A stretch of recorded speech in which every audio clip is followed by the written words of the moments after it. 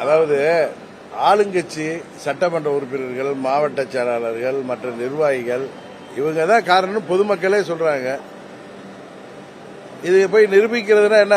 இறந்து போனவர்கள் உறவினரை வைத்து இவங்க தான் காரணம் சொல்றாங்களா? இல்ல அதிகாரிகள் வந்து சொல்லுவாங்களா?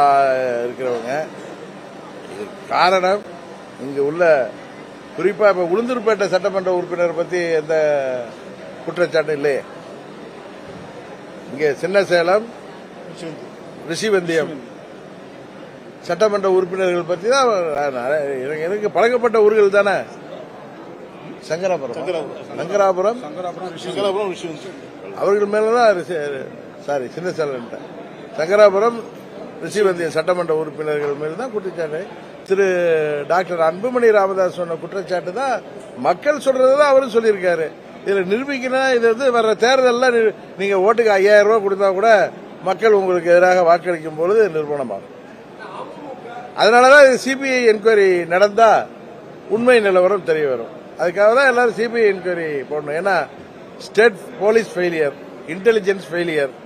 முதலமைச்சருக்கு தகவல் போடிச்சா போயிருந்தாலும் கண்டு காணாம விட்டுருக்காரா கட்சிக்காரர்களை, இல்ல தெரிந்து செய்யட்டுன்னு விட்டுருக்காரா அப்படிங்கறதெல்லாம் தெரிய வரும். இது வந்து போலீஸ் ஸ்டேஷன் பக்கத்திலே சாராயம் வித்தாங்கிறது, கள்ளச்சாராயம் வித்தது தான் ஊரறிந்த ரகசியமா இருக்கிறப்ப இதுல என்ன நிரூபணம் செய்யணும்? இது சிபிஐ என்கொயரி விட்டா போட்டா இது வந்து நிரூபணமாகும். சிபிஐ என்கொயரி தான் இதுக்கு ஒரு சரியான நடவடிக்கையா இருக்க முடியும். அது சிபிஐ இதுல என்கொயரி பண்ணி குற்றவாளிகள் மீது நடவடிக்கை எடுக்கும்போது தமிழ்நாடு முழுவதும் இதுபோல கள்ளச்சாராயம் விற்பவர்கள், அவர்களுக்கு உடந்தையாக இருக்கிற அரசியல்வாதிகள் வருங்காலத்திலாவது திருந்துவார்கள். அதுக்கான ஒரு நடவடிக்கையாக இதை வந்து சிபிஐ இந்த விசாரணையை கொடுக்க வேண்டும் என்பதுதான் நியாயமாக இருக்கும். தமிழகத்தில் இருக்கக்கூடிய பல்வேறு கட்சிகள் வந்து பாதிக்கப்பட்டவர்கள் உயிரிழப்பு சந்திச்சு ஆறுதல் கூறுறாங்க, அவங்க வந்து நிவாரண உதவிகள் செய்யறாங்க. இப்போ தமிழக அரசு சார்பாக இருக்கக்கூடிய முதல்வர்கள் இன்னொரு பாதிக்கப்பட்டவர் நேரில் சந்திக்கல, அவங்க குடும்பத்தை பார்க்கல. இது எப்படி நீங்க பாக்குறீங்க?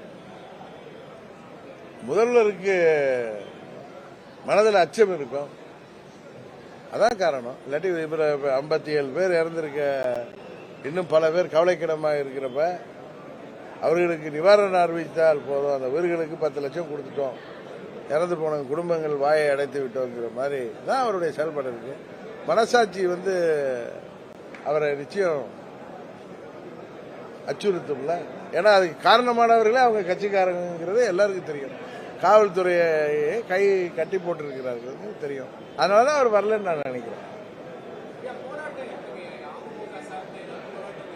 பாப்போம் முதல்வர் என்ன நடவடிக்கை எடுக்கிறான்னு பாப்போம். இப்ப பாஜக சார்பா தமிழ்நாடு முழுவதும் ஆர்ப்பாட்டம் நடத்துறாங்க, மற்ற எதிர்கட்சிகள் நடத்துறாங்க. பாப்போம் என்ன முதல்வர் என்ன செய்யறாருன்னு பார்த்துட்டு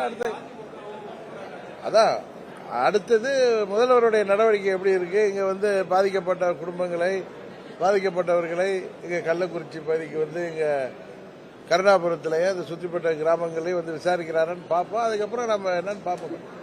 முதல்வர் வந்து இனிமேல் இது போல தவறுகள் நடக்காம அரசாங்கத்தை நடத்தணுங்கிறதுக்கான ஒரு சாவு மணி மாதிரி, ஒரு அலாரம் மாதிரி இதை அடிச்சிருக்கு. இன்னும் சரியா நடந்துக்கணுங்கிறது தான் எல்லாருடைய விருப்பம், கோரிக்கை. என்ன செய்யறாருன்னு பார்ப்போம்.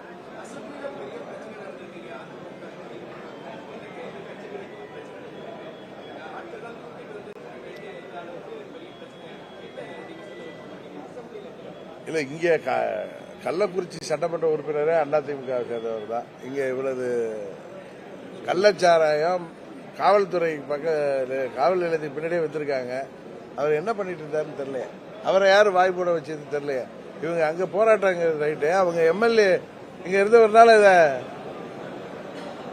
அங்க அசம்பிளியில ஏற்கனவே கொண்டு வந்திருக்காங்க. ஏன்னா போன வருஷம் முதல்வர் என்ன சொன்னாரு, அந்த மரக்காணம் கலவரத்துக்கு அப்புறம் எல்லாத்தையும் அடங்கிட்டோம், இன்னைக்கு ஒரு சொட்டு கூட கள்ளச்சாரம் வைக்க பெருமை பேசினாரு.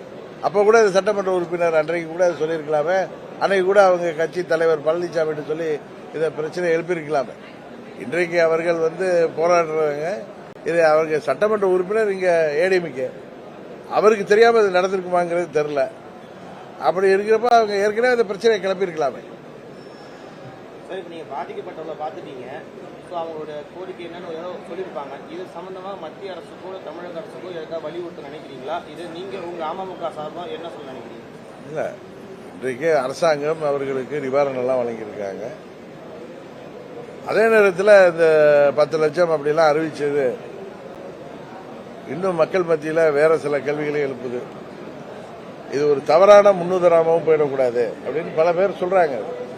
விவசாயிகள் விவசாய கடன் அடைக்க முடியாம, தண்ணீர் இல்லாம விவசாயிகள் தற்கொலை, விவசாயிகள் மரணத்துக்குலாம் அந்த அரசாங்கம் செய்யாம இது செய்யறது தவறான முன்னுதாரணத்தையும் தங்கள் தவறை மறப்பதற்காக 10 லட்சம் அப்படிலாம் அறிவிக்கிறது தவறான முன்னுதாரணமாகவும் வருங்காலத்தில் அமைந்து விடாமல் இந்த கள்ளச்சாராய விற்பனையை ஊக்குவிப்பது போன்ற ஒரு செயலா இருந்துடாம அரசாங்கம் கவனமாக செயல்படும்.